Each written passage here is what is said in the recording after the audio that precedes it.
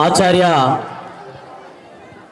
Jayashankar sir గారి జయంతోత్సవాల సందర్భంగా college పిల్లల మధ్య మీ ఆలోచన మన అందరి ఆలోచన ఒకటే ఉండాలన్న ఆలోచనతో ఈ వేదికను ఏర్పాటు చేసిన మన ఆలోచన వ్యవస్థాపక అధ్యక్షులు కటకం నరసింహన్న గారికి, వేదిక మీద ఉన్న పెద్దలందరికీ, వేదిక ముందున్న మన ఆలోచన సమితి రాష్ట్ర కార్యవర్గ సభ్యులకు, అలాగే జూనియర్ కాలేజ్, డిగ్రీ కాలేజ్ విద్యార్థులందరికీ కూడా శుభాభివందనాలు తెలియజేస్తూ, మిత్రులారా, ఈరోజు మనం జయశంకర్ సార్ వర్ధంతి ఒక్కటే కాదు, జయంతి ఒకటే కాదు, ఆ జయంతి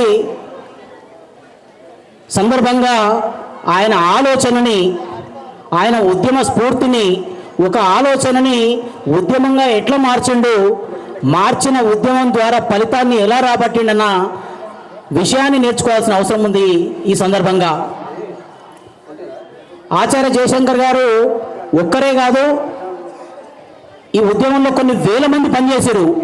కానీ మరి ఆయనకే మనం సిద్ధాంతకర్త అన్నాం, మన గురువు అన్నాం. ఆయన చెప్పిన సిద్ధాంతాన్ని ముందుకు తీసుకెళ్లి ఉద్యమం నడిపించడం. మరి ఎందుకు ఆయన సిద్ధాంతకర్త అయిండు అంటే, ఒక ఆలోచన. ఎలాంటి ఆలోచన? తెలంగాణ మాకు కావాలి. ఎందుకు కావాలి? దేనికోసం కావాలి అంటే, మా నిధులు, మా నియామకాలు, మా నీళ్లు మాకు వస్తలేవు. 1952 ముల్కీ ఉద్యమం దగ్గర నుంచి మొదలు పెడితే తొలి దశ ఉద్యమం, మలి దశ ఉద్యమం వరకు కూడా లెక్కలు చెప్పి అందరిని నొలిపోయించిండు. అయ్యా, మా తెలంగాణలో ఇంత సంపద ఉంది, ఆ సంపద మా స్థానికులకు దక్కట్లేదు. తెలంగాణలో ఇన్ని అవకాశాలు ఉన్నాయి, మా తెలంగాణ పిల్లలకు మాకు ఉద్యోగాలు వస్తలేవు. మా తెలంగాణ పంటే కృష్ణా గోదావరి పోతుంది, మా రైతులకు నీళ్ళు వస్తలేవని లెక్కలు తీసుకొని రాజ్యాంగాన్ని చేతిలో పట్టుకొని ప్రతి ఇంటి గడప గడపకు లెక్క చెప్పిండు.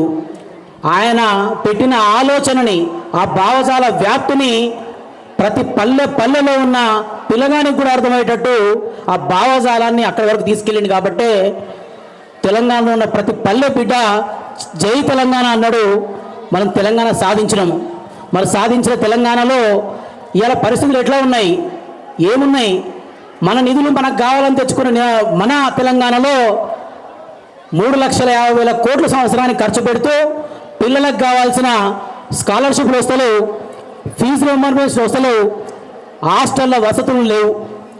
మరి 3.5 లక్షల కోట్ల బడ్జెట్ మాది, 60% పైగా ఉన్న మాకు మా బడ్జెట్ ఎందుకు కాదు అని కొట్లాడటమే ఒక ఆలోచన. అంటే సాధించుకున్న తెలంగాణలో భౌగోళిక తెలంగాణ ఒక్కటే సాధ్యమైంది. ముందుకు వస్తే ఏం సాధిస్తామో తెలుసుకుంటున్నారు.